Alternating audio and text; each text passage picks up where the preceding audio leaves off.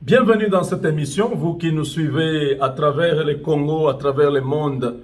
Vous êtes nombreux à soutenir le président congolais, le chef de l'État, Félix Tshisekedi, l'homme qui est au front, l'homme qui se bat depuis 2019 pour que le Congo change, pour que les Congolais retrouvent leur dignité.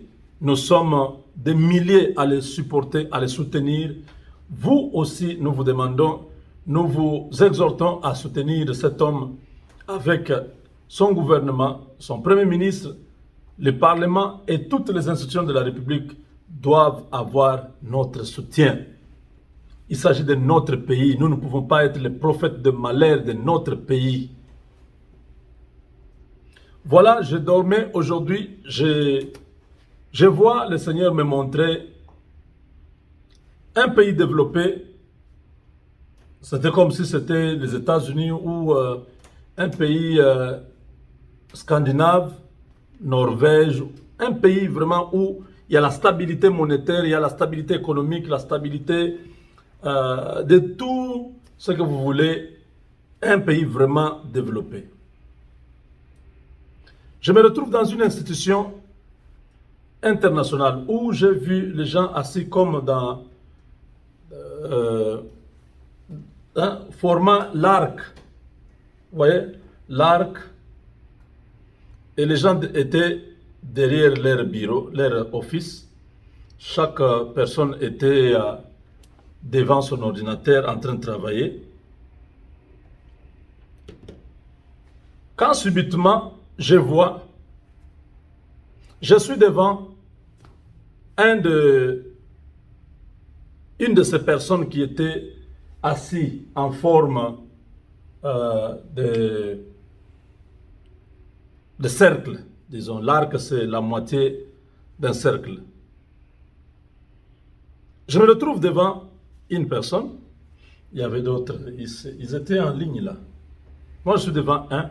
À côté de moi, il y a quelqu'un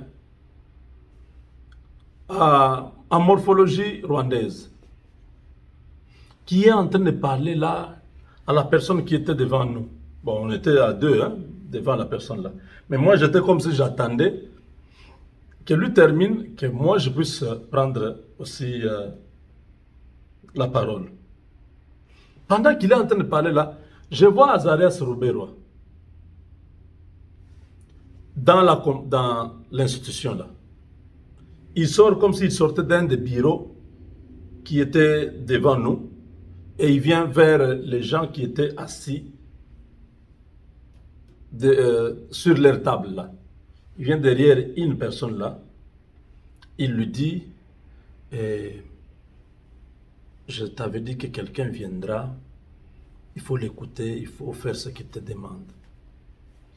Azarias Ruberwa fait la même chose, il va chez tout le monde là. Il y avait une quinzaine de personnes. Azarias Ruberwa passe chez tous ces gens-là qui étaient assis sur leur table, devant leur table. Il leur donne ce message-là. Je vous ai dit, il y a quelqu'un qui viendra, il faut écouter tout ce qu'il vous demandera de faire. Lui termine, il quitte, il part. Nous restons avec l'autre là qui était de morphologie rwandaise qui était à côté de moi. Maintenant, c'est comme si la personne qu'Azarias Ruberwa avait annoncée, c'était cette personne-là. Et la personne qui était en train de parler de choses que je n'entendais pas, du coup, j'entends la personne à qui il s'adressait dire non, je ne peux pas faire ça. Je ne peux pas faire ça. Effectivement, qu'est-ce qui s'est passé? Parce qu'il a dit je ne peux pas faire ça. La personne a insisté, il dit regarde, je te donne ça, tu prends ça pour les documents que j'ai besoin, le reste là tu gardes pour toi, mais aide-moi pour l'affaire du Congo, défends-nous dans notre lutte, sois avec nous. La personne a dit non, pour tout ce qui touche au Rwandais, je ne peux pas faire ça. C'était un blanc. Il y a eu une discussion là-bas. Il demande, c'est comme s'il faisait le lobbying. Il dit, écoute, je suis venu avec... C'était comme 140 000 $. Il dit, bon, pour le dossier lequel je suis venu, c'est à peu près 40 000. Les 100 000 ici, c'est pour toi. Tu gardes ça, mais tu dois nous défendre. Cette personne a dit, si c'est pour le Rwanda, pour votre dossier, non, non, non, ça, tout le monde sait que c'est un dossier compliqué, je ne vais pas entrer. La personne là va chez la deuxième personne, il fait la même chose. La personne était avec moi de l'autre côté. Azaras Rouber était dedans, dans les institutions là. Il n'a pas pu convaincre. Il leur a dit, la personne qui viendra, il faut seulement accepter ce qu'il vous dira. Et cette personne maintenant tente de convaincre ces gens-là pour faire son lobbying, le lobbying de leur peuple. La première personne a refusé.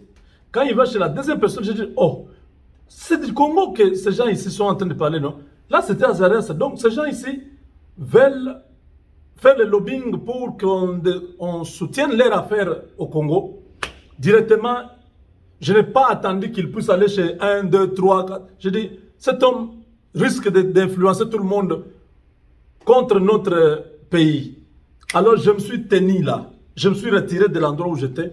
Je suis allé au milieu de cette salle-là. Parce que c'était en cercle comme ça. Je suis allé au centre, j'ai commencé à crier. J'ai dit les dossiers du Congo, que personne n'entre.